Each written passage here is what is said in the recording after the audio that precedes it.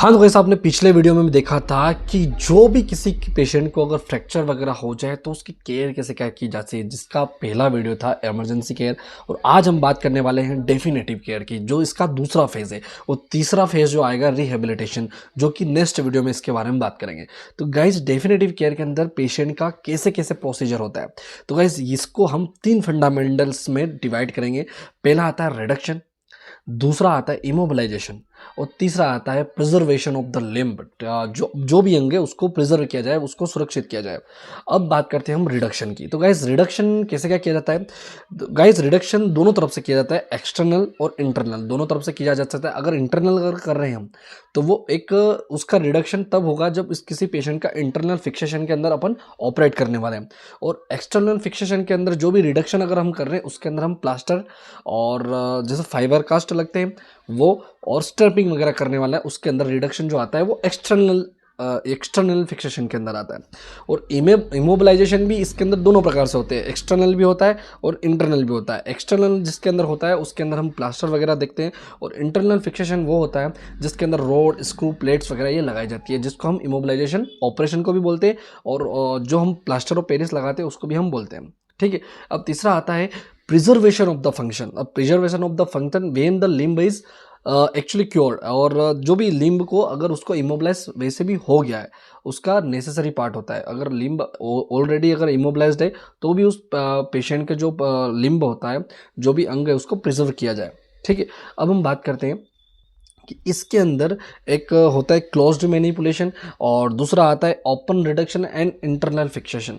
अब जैसे कि इमोबिलाइजेशन के अंदर जैसे कि हम प्लास्टर ऑफ पेरिस वगैरह लगा रहे हैं, CaSO4 इसका सूत्र होता है, फॉर्मूला होता है, जिसके अंदर ये ड्राई फॉर्म में होता है। अगर इसके अंदर पानी मिला जाए H2O, तो ये CaSO4 H2O हो जाएगा, जिसका ये फॉर्मूला बन जाएगा अपना प्लास्टर ऑफ पेरिस का। ठीक है। अब हम बात करते हैं कि जो भी इमोबिलाइजेशन होता है, जो नॉन ऑपरेटिव होता है उसके अंदर क्या क्या होता है, और जो ऑपरेटिव होता है उसके अंदर क्या क्या होता है। तो फर्स्ट ऑफ ऑल हम बात करेंगे नॉन ऑपरेटिव। तो जिसके अंदर हम बात करेंगे, इसके अंदर सीलिंग भी होती है, और दूसरा स्ट्रैपिंग होती है, और तीसरा कास्ट इमोबिलाइजेशन होता है। ठीक है। अब इसके अंदर जो पहला है वो है स्ट्रैपिंग। स्ट्रैपिंग किस कंडीशन में की जाती है? स्ट्रैपिंग उस कंडीशन में किया जाता है जैसे कि ये वाली हड्डी है, जो भी उंगली की है, फेलेंजस वगैरह की जो भी हड्डीज वगैरह है, ये अगर ब्रेक हो जाए, अगर ये यहाँ से टूट गई, ये यहाँ पे सूजन ज़्यादा आ गई, तो इसको स्ट्रेट किया जाएगा, रिडक्शन किया जाएगा, फिर इमोबिलाइज किया जाएगा। इसके बाद इसको दूसरी उंगली से इसको स्ट्रैप किया जाएगा, जिसको हम बोलते हैं स्ट्रैपिंग। और सीलिंग किसको किया जाता है? जिसके अंदर किसी पेशेंट का जैसे कि क्लेविकल बोन है, ठीक है, ये यहाँ से फ्रैक्चर हो गई, तो इसको रिडक्शन किया जाएगा। वैसे क्लेविकल बोन को इसे रिडक्शन की आवश्यकता नहीं होती है, बस हल्का सा इसको इमोबिलाइज किया जाएगा, इसको थोड़ा सा हल्का सा मसाज दिया जाएगा फिजियोथेरेपी से, और उसके बाद इसको एक जगह बिठाने के बाद इसको सीलिंग की जाएगी पूरे अपने शोल्डर से। और तीसरा आता है कास्ट इमोबिलाइजेशन। कास्ट इमोबिलाइजेशन में हम फाइबर कास्ट का भी उपयोग करते हैं, और दूसरा हमारा होता है प्लास्टर ऑफ पेरिस, CaSO4 जिसको हम बोलते हैं। ठीक है। तो प्लास्टर ऑफ पेरिस का उपयोग अधिकतर मामलों में किया जाता है, और जो भी ये जो फाइबर कास्ट होता है इसका भी उपयोग किया जाता है। और ये एक न्यू टेक्निक है फाइबर कास्ट की, और ये इतना बहुत सॉफ्ट होता है प्लास्टर फाइबर कास्ट का, जिसका उपयोग करने पर ये ज़्यादा परेशानी नहीं देता है। ठीक है।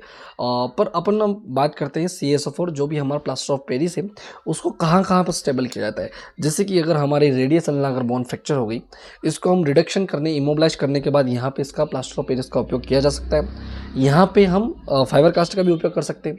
उसके बाद हमारे जैसे फीमर बोन पे अगर प्लास्टर करना हो तो CaSO4 का, प्लास्टर ऑफ पेरिस का और फाइबर कास्ट दोनों इस पर फीमर बोन अगर फ्रैक्चर हो जाए तो उस पर किया जा सकता है।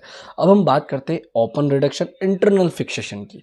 इस कंडीशन में क्या क्या होता है? इसके अंदर किसी पेशेंट का फ्रैक्चर वाला पार्ट, उसके अंदर उस पेशेंट को ऑपरेट किया जाता है। ऑपरेट के बाद उसके अंदर रोड लगनी है, स्क्रू लगना है, प्लेट वगैरह लगनी है, ये सब कुछ डॉक्टर्स डिसाइड करते हैं, ऑर्थोपेडिक डॉक्टर, और उसके अंदर उस पेशेंट को ट्रीट किया जाता है ऑपरेशन थिएटर के अंदर। ठीक है। अब ये बात तो हो गई। अब बात करते हैं कि अगर किसी पेशेंट का जैसे कि वैसे भी प्लास्टर ऑफ पेरिस से अगर हड्डी जुड़ रही है, तो आपके दिमाग में ये बात होगी कि अगर POP अगर लगा रहा है तो उसके अंदर अपने को ऑपरेशन की क्या जरूरत पड़ रही है, डॉक्टर तो वैसे ही पैसा कमा रहा है।